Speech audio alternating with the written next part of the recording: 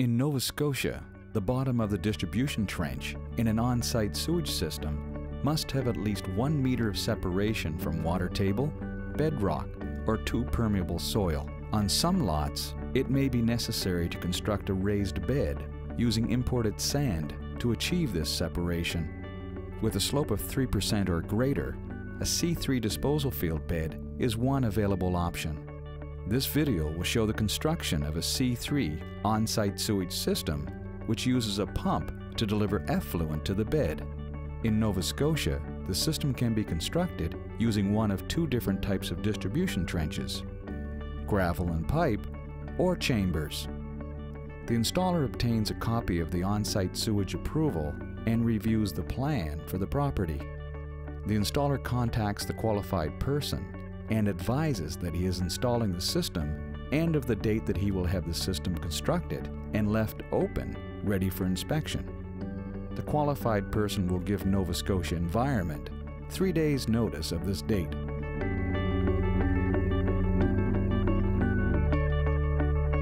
The installer verifies the boundaries of the lot and begins to clear it, cutting the trees close to the ground and removing the brush and any large stumps.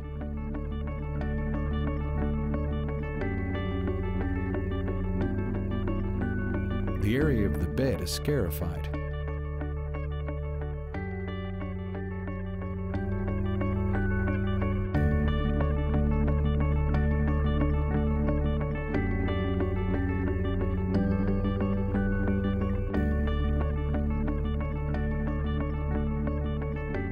The contour is staked in the proper location, and grade stakes are put in to mark the required depth of the sand. Clean local fill is used to construct the upslope side of the system.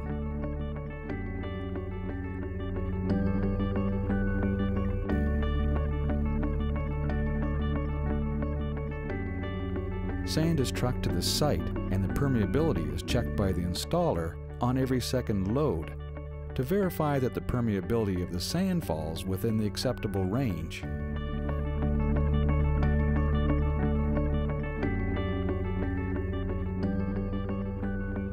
Once the sand is in place, a level trench is excavated into the sand fill to the depth and width shown on the design. Filter sand is placed in the trench to the required depth and raked level.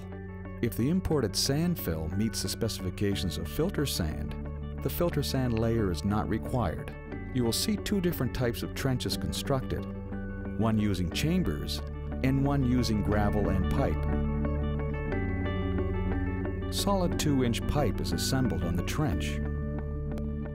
If the system is to be end-fed, an end cap is installed on the far end of the pipe.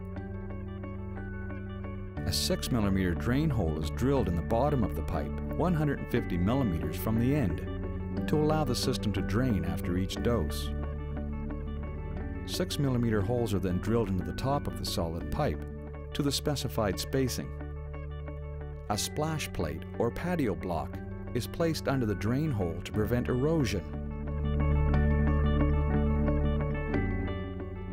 Rather than capping the end of the distribution pipe, an optional cleanout may be added. The pipe is extended through the chamber end cap, bringing the pipe to the finished grade and installing a removable plug.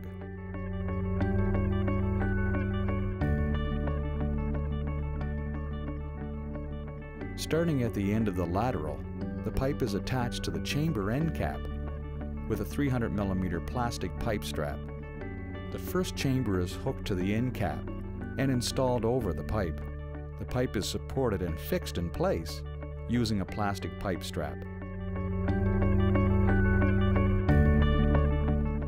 Additional chambers are connected and the pipe attached to each chamber until the trench is complete.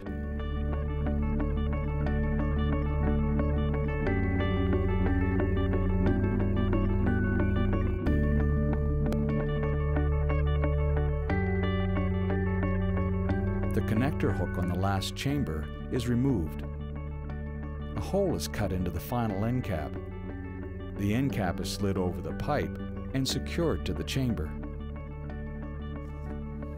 When installing a gravel and pipe distribution trench, the site is prepared in the same way as when using chambers. A minimum of 125 mm of rock is placed in the trench and raked level. Solid pipe is assembled on the top of the rock to the proper length.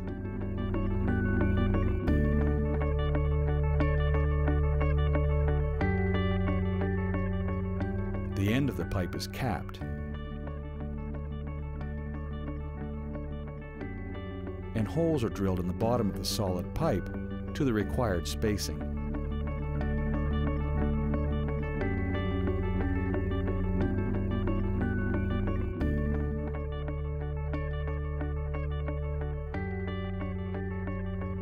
A 13 mm hole is drilled on the top of the pipe, 150 mm back from the end, to allow air to escape when the pump discharges.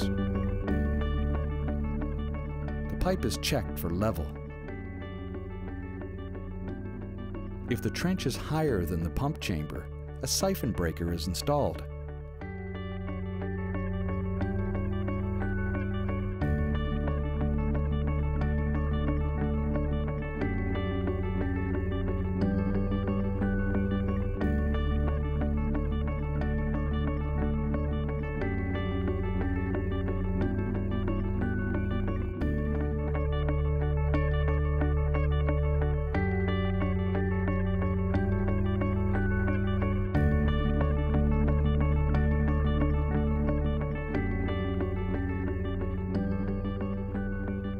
The bottom of the siphon breaker is to be a minimum of 150 mm above the top of the distribution pipe.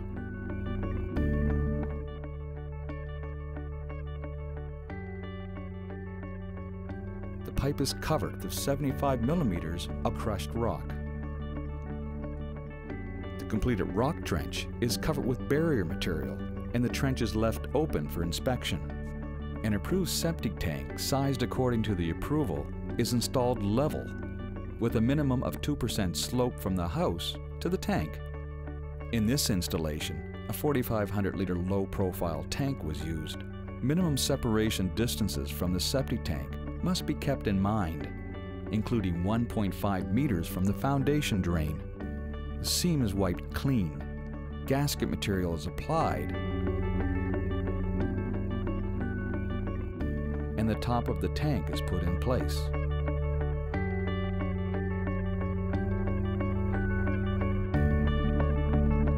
An approved pump chamber sized according to the approval is installed level, with minimum of 1% slope from the septic tank. Minimum separation distances from the pump chamber must be maintained. The pump is assembled.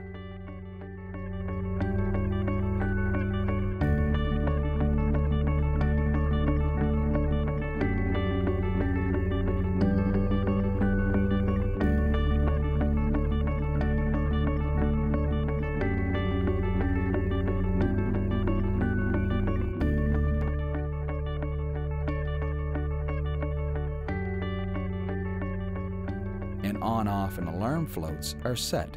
If the pump chamber is lower than the field bed, a check valve is installed, if none is present in the pump, to prevent effluent from flowing backwards through the pump. And a bleed hole is drilled in the pipe, which will allow the line to drain and avoid freezing. The pump is installed in the pump chamber, making sure the pump is easily accessible from the riser. A patio stone is used to achieve the recommended distance above the floor of the pump chamber.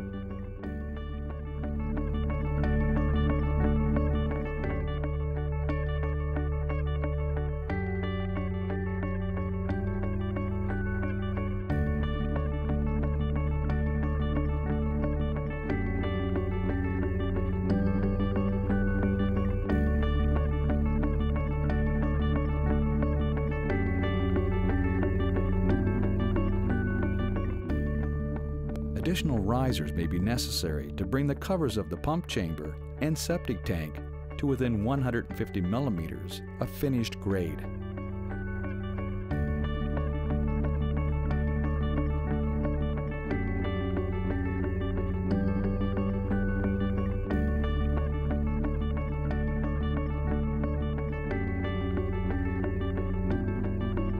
Wiring for pump and alarms is run through conduit back to the house and connected according to electrical code.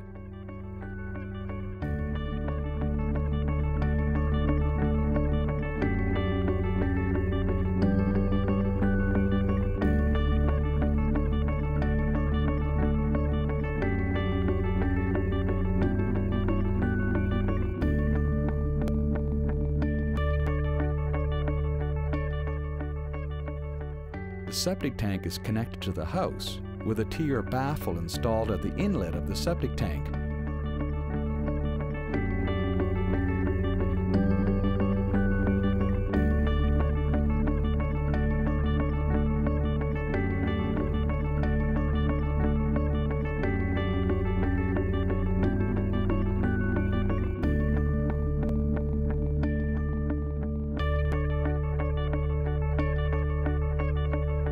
The pump chamber is connected to the septic tank with a T installed at the outlet of the septic tank. The pump chamber is connected to the field bed. Sealant is applied around all pipe connections to the tank and the foundation.